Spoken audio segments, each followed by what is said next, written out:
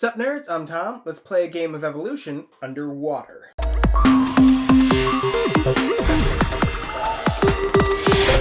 So Oceans is sort of the spiritual sequel to the game Evolution, but, underwater. And it actually has been a while since I've played Evolution, but I do think maybe this one is slightly simpler, because I remember in Evolution you had the two different tracks. You had food supply, you had population and size, and that size was a big factor in determining what could attack something else and stuff. And here you really just have this one little board with these fish tokens, which basically counts as population and food kind of at the same time, and points. So you're playing cards. If you've played Evolution, you'll get the concept real quick. You're playing cards from your hands, either to create a whole new species or to improve a species. They're all trait cards. They're all affect what the species can do and how it works and everything, how it functions. The biggest key is that you're building up all of these different species, right? Let's say you have a bunch of different species, which you're kind of incentivized to do points wise, because at the end of every round they all age, which means they all lose a fish or two depending on the time of the game, but they all lose a fish that go into your supply as a point, right? They all lose these fish that are being gained on this little card for the species. Well, only one thing feeds them. I mean, you can have other stuff gained because of card abilities, but really in like the chronology of the game, only one species feeds, but then they all age. So it's this idea of, I want to have a lot, because if I have 5 or 6 different species, then that's 5 or 6 points at the end of every round, right? Well, how are those species going to get those fish tokens placed on there? Because you can only choose one to say this one is going to feed, and it's going to feed based on its number here, and it can, you can attack other players and feed that way, or you can feed from the reef here, taking it from this little 3D thing. Which, by the way, can we take a second to talk about the production quality of this game? I do think it is really nice. These little 3D constructs, this reef thing here, like this didn't really even need to be 3D. That kind of went above and beyond. And this thing too, they could have just said split them up into 4 piles, but they kind of went the extra mile here. And this isn't even the Kickstarter edition. I think this is the deluxe edition, because I think there are some extra deep cards, maybe some extra of these small cards, which are kind of like little game changers. And I think it also has the ability to go up to 6 players with this instead of just the 4. But I know that there is a Kickstarter. There's a Kickstarter edition. Maybe you can still get like a Kickstarter upgrade pack by now or something. But I know that like the fish tokens are a lot nicer and stuff.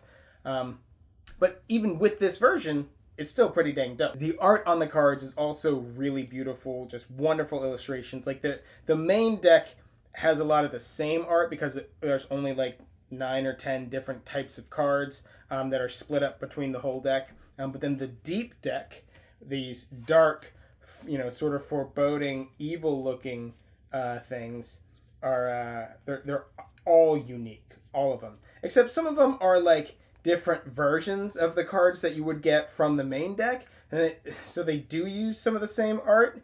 They just kind of like inverted it and changed the colors a little bit, which is, it's fine. If you want to save money that way, you do what you got to do, but you're not hiding it. It's very obvious. Anyways, getting back to the gameplay here. So the strategy really is in how these things are going to combo off of each other. It's very much like engine building to an extent, because you need to have traits on certain things that will help the other one out, or that like will work when this guy is feeding. Okay, well, you're going to gain something from that when that happens, because otherwise, if you just work on just one thing, it's probably not going to work out for you. You want to have a really good system working on multiple on multiple species. Now, that being said, it is possible that you can get like a really good combo and kind of start running away with the game a little bit.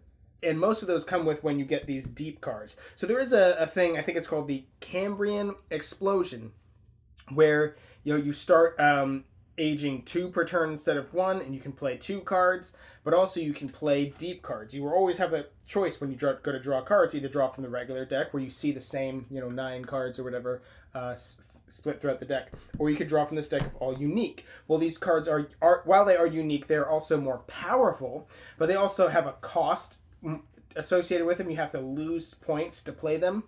And I think that's the way that they really balance them, because some of them are really strong, and comboing together with other things feels really strong too. Like, especially there's one that says like you score whenever you would feed too much, you actually overpopulate and you like lose half of your fish. Well, there's a card that says that something whenever you would overpopulate, you actually score that. So you're now incentivized to do the thing that nobody else is incentivized to do, is for that thing to overeat and then overpopulate, and then you get those 5 or whatever, half of what you had as points. 5 points is a pretty big chunk in this game. So you can feel like you're running away with it, but we had a guy who it felt like, wow, he's just crushing and running away. He had to do 2 or 3 turns or 4 turns with that. It was definitely more than 2 turns. He had to do several turns letting that engine go, but it is still feel balanced because he did have to pay to play that card. We are limited by these the number of fish that are out there, so it's not going to run away with the game for forever. He's just going to run the game out. There actually is this really cool little reserve bag. They give you a baggie with the word reserve printed on it for when you run out of fish to use these other ones.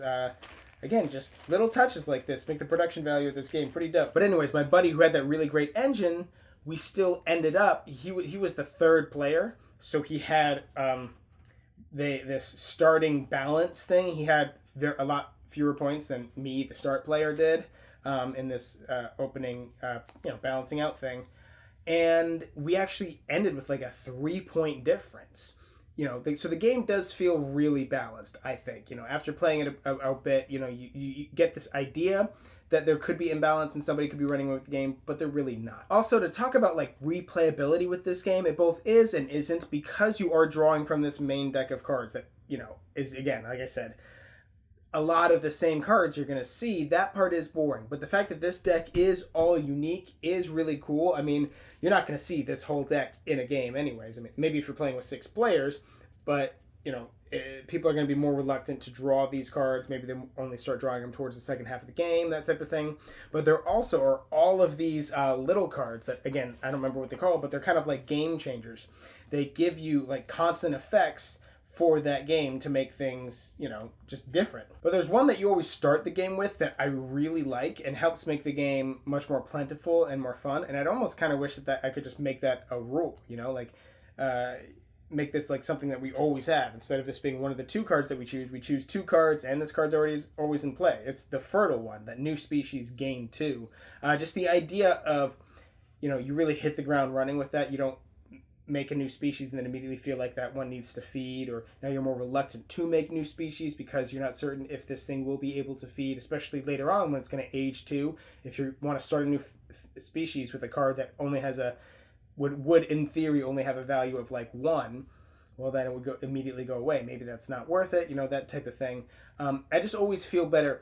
People say oh, it's more strategic when it's harder. I'm well, I don't really feel that it's more strategic when it's harder. I just feel like it's more it feels more restrictive. It doesn't feel as good when you're looking at your board and you're saying, nope, can't do that, I don't want to do this, I don't have enough for that. I'd much rather look at my board and say, ooh, I have so many things, I could do this, I could do that, ooh, what's the best way to do it, Well, it's probably pretty obvious to you that I do like this game a lot, but I do have a couple little complaints. One, the thing that I already said is kind of a complaint, just the idea that there is replayability, but only in certain aspects. Again, you're going to be drawing from this main deck a lot, which I guess maybe there's some benefit to that, to knowing those cards well, knowing which cards to try and counter, like Parasite or whatever.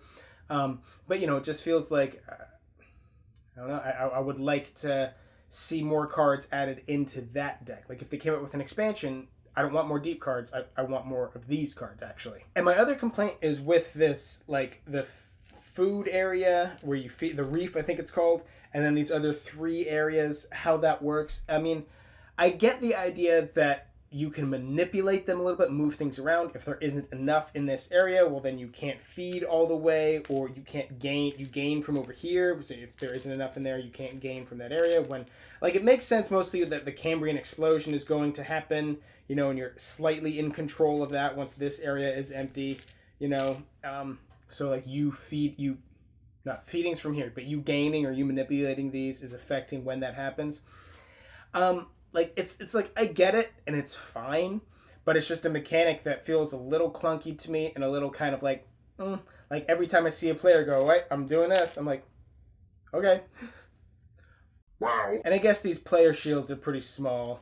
They don't do a great job of hiding them. But again, I think the Kickstarter version had like little bags or something.